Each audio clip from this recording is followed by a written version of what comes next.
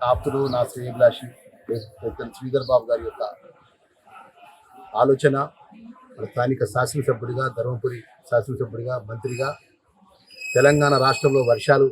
ఆషాఢ మాసం సందర్భంగా మన కాసం ఫ్యాషన్స్ కిలో చీరలు కొనండి, అరకిలో చీరలు ఉచితంగా పొందండి. పెద్ద ఎత్తున రావాలి. అన్ని వర్గాల ప్రజలు చల్లగా ఉండాలి, రైతాంగం చల్లగా ఉండాలి, ముఖ్యమంత్రి గారి ఆలోచన, ముఖ్యమంత్రి యొక్క పరిపాలన చల్లగా ఉండాలా, తెలంగాణ ప్రజలు చల్లగా ఉండాలని చెప్పి ముఖ్యంగా ఎండోమెంట్ సంబంధించినటువంటి ప్రిన్సిపల్ సెక్రటరీ గారు శైలజ గారు, కమిషనర్ గారు హనుమంతరావు గారు, మా ఈఓ గారు, మా ధర్మపురి ఉన్నటువంటి మా బ్రాహ్మణులంతా కూడా సుమారు 11 మంది బ్రాహ్మణులు 108 కలశాలతోని ఈరోజు మల్లన్న స్వామి శివుడు ఒక ప్రాముఖ్యమైన రోజు అని చెప్పి మా కొంతమంది చెప్తున్నారు. అనుకోకుండా ఆ శివుడికి 108 కలశాలతో అభిషేకం చేసి తదనంతరం ఏదైతే ఆ దేవుడి యొక్క సంకల్పంతో ఆ వేద పండితులు బ్రాహ్మణుల యొక్క నియమ నిబంధన ప్రకారం 108 కలశాల ద్వారా స్వామివారికి శివుడికి అభిషేకం చేసిన తర్వాత ఏదైతే అగ్ని ప్రతిష్ట వర్షాలు రావాలని చెప్పేసి వర్ణ హోమము,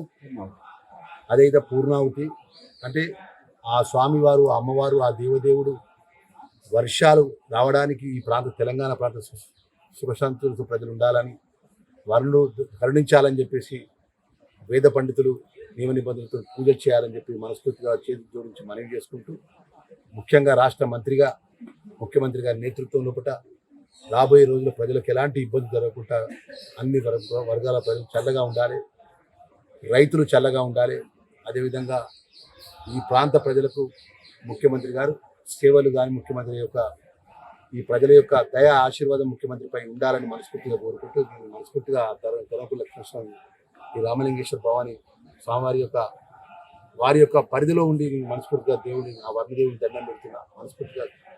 ఆ స్వామివారు, అమ్మవారు వర్షాలు కురిపించాలని చెప్పి ఈ యాగము యొక్క ఫలితాలు ప్రజలకు ఇవ్వాలని చెప్పి మనస్ఫూర్తిగా కోరుకుంటున్నాం. మన రాష్ట్ర ప్రాంతంలో కూడా ఏదైతే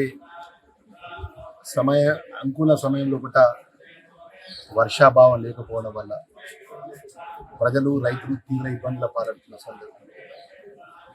ఆ దేవుడు, అమ్మవారు చల్లగా చూడాలి. ఆ పార్వతి పరమేశ్వర అమ్మవారు,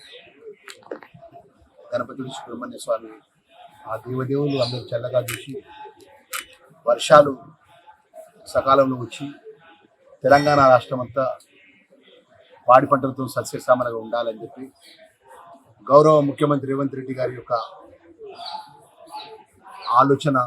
ఈ రాష్ట్ర ప్రజలు చల్లగా ఉండాలి, రాష్ట్రం అంతా సుభిక్షంగా ఉండాలి, రైతాంగము అన్ని వరదలు చల్లగా ఉండాలని చెప్పి మా ధర్మపురి లక్ష్మీనరసింహ దైవక్షేత్రంలో ఉన్నటువంటి శ్రీ రామలింగేశ్వర భవానీ రామలింగేశ్వర స్వామి యొక్క వారి ఆ స్వామివారి సంరక్షణలో, ఆ స్వామివారి సారథ్యంలో కూడా అగ్రహార వేద పండితులు, బ్రాహ్మణులు సుమారు 11 మంది బ్రాహ్మణులు మా గౌరవ ముఖ్యమంత్రి గారి యొక్క ఆధ్వర్యంలో సింహాయ నమః రాష్ట్ర ప్రభుత్వము, దేవాదాయ శాఖ కమిషనర్ గారు మరియు దేవాదాయ శాఖ మంత్రి గారు, ముఖ్యంగా మా శాసనసభ మంత్రివర్యులు శ్రీ అడ్లూరి లక్ష్మణ్ కుమార్ గారి యొక్క ఆలోచన విధానాన్ని అనుసరించి వారి ఆదేశాను ప్రకారంగా తెలంగాణ రాష్ట్రం సస్యశ్యామలంగా అభివృద్ధి కావాలి, సువృష్టి పడాలనే సత్సంకల్పంతో ఈరోజు రామలింగేశ్వర స్వామి వారి దేవాలయంలో